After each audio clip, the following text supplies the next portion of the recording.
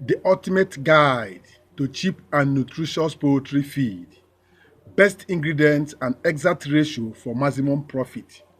If you are a poultry farmer and you want to make your own feed, I'm going to give you the details of all the poultry feed ingredients and their nutritional components so that anytime you see any product, you know what it contains and how and where you can use them for.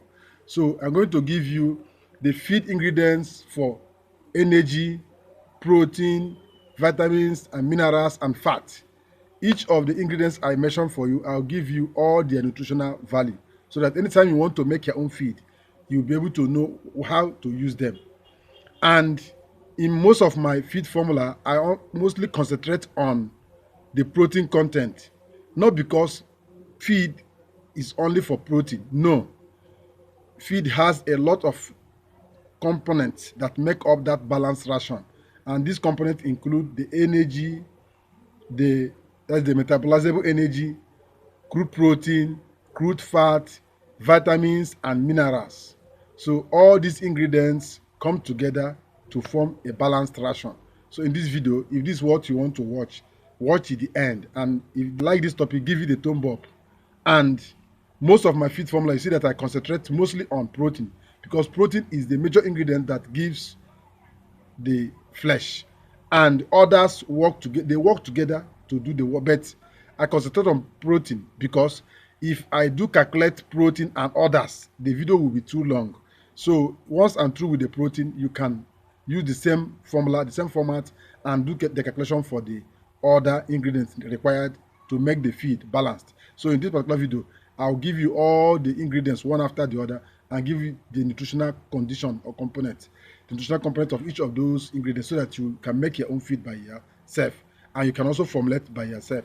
So relax in this video. Let's go there. I will start with crude protein. Crude protein ingredients. Crude protein is for growth and muscle development. In feed, it's between 18 to 24, depending on either starter, grower, or finisher. Now, the first one here is soybean meal. Soybean meal contains 44 to 48% crude protein, depending on how they prepare it, but the minimum is 44 and the maximum is 48% crude protein. And the recommendation, that's the additional recommendation, what you need to add in the feed is between 10 to 30% of it should be in the feed. It should not exceed 30 and it should not be below 10%. Then the next one is fish meal. There are different fish meals. We have 40% crude protein, we have 60%, we have 62, and we have 72, which is the imported fish meal, 72. Now, fish meal is between 55 to 65, local fish meal. And the inclusion rate is between 2 to 5%. If it is too high, that feed will be too costly for you. And the protein will be too much also. Then we have another one here, groundnut cake or peanut. This groundnut cake meal is between 40 to 45% crude protein, and the inclusion rate is between 5 to 15%. The next one is cotton seed. Depending on your location, you are going to get your own. Cotton seed meal is between 35 to 40% crude protein. The inclusion rate is 5 to 10%. Sunflower meal is 30 to 35% crude protein. The inclusion rate is between 5 to 10%. Sesame seed meal is between 40 to 50%. The inclusion rate is between 5 to 10%. Then blood meal is between 80 to 90% crude protein. This animal blood meal is between 80 to 90% crude protein. The inclusion rate is between 2 to 5% because of the high protein content. Then the meat and bone meal is between 45 to 55% crude protein. The inclusion rate is between 2 to 5%. Then we have poultry byproduct meal. Poultry byproduct, all this waste from poultry products, 55 to 60% crude protein. The inclusion rate is between 3 to 8%. The maggot meal, that's the black soldier fly larva, is 45 to 55% crude protein, 3 to 8% inclusion rate. Then earthworm meal, 50 to 60%. The inclusion rate is between 5 to 10%. The moringa leaf powder, 25 to 30%. The inclusion rate is between 3 to 5%. Then Lucena leaf meal is 25 to 30%. Inclusion rate 3 to 5%. Duckweed meal, 30 to 40% crude protein. Inclusion rate between 2 to 5%. Then we have energy ingredients. Energy is for body maintenance and productivity. That the addition it should be 50 to 60% of the feed. That's the content. Now the maize or corn. Remember, we have white corn and we have yellow corn. Any of them, the energy content is 3,200 to 3,400 calories per kilogram, and the inclusion rate is between 30 to 50%. So you see, most of my feed that has up to 50% corn. That's why I don't calculate the energy again. You can see that when it has up to 50% corn, that feed is already balanced with energy. So that's why most of my feed I don't calculate the energy. Some of you that ask this one, why is it that I concentrate on why is it that I concentrate mostly on protein and I don't think of energy? Once my feed has up to 50% of corn, the energy is already balanced with that 50% of the corn. And remember that other ingredients has energy also, like rice bran, wheat offal, corn offal, all of them have energy also. Now, sorghum is under one, 3,100 to 3,300 calories per kilogram, and the inclusion rate is between 10 to 20%. Wheat is 2,800 to 3,000. Inclusion rate is 10 to 20%. The millet is 3,100 to 3,300. Inclusion rate is 5 to 10%. Cassava is 2,500 to 2,800. Inclusion rate is 5 to 10%. Then we have cassava chips and cassava flour, 2,500 to 2,800. Inclusion rate is between 5 to 15%. Then we have sweet potato, 2,400 to 2,700. Inclusion rate is between 5 to 10%. We have plantain peel, 1,800 to 2,200, and the rate is 5 to 10%. We have banana peas, 1,500 to 2,000. Rate is 5 to 10%. Then we have molasses, 2,000 to 2,400, and 2 to 5% inclusion rate. Then we have fat for energy and egg production. The inclusion rate should be between 3 to 8% of the feed.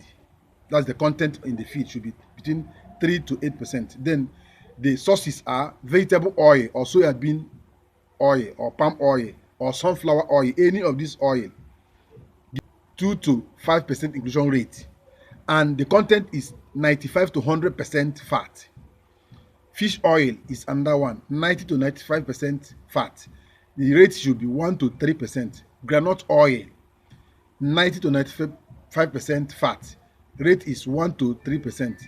Cottonseed oil, 85 to 95% fat. The rate is 1 to 3%. Then we have coconut oil, 90 to 95% fat. The rate is 1 to 3%. We have flaxseed oil, 90 to 95%.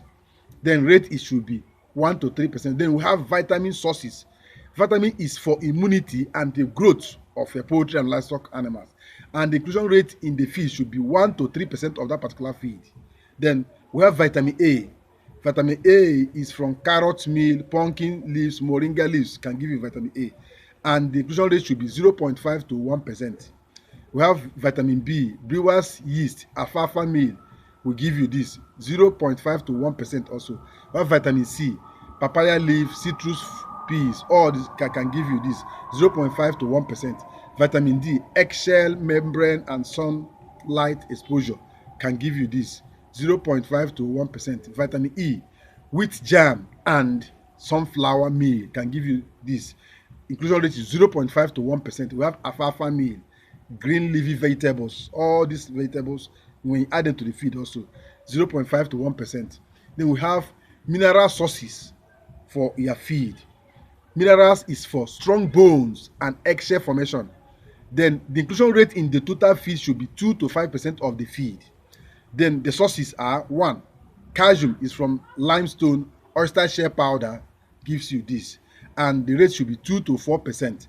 Then phosphorus, bone meal, fish meal is also supply this, 1 to 2%. Sodium, salt gives you this sodium. That's why you see salt in our feed, 0.3 to 0.5. Magnesium, green leaves and vegetables can give you this, 0.5 to 1%.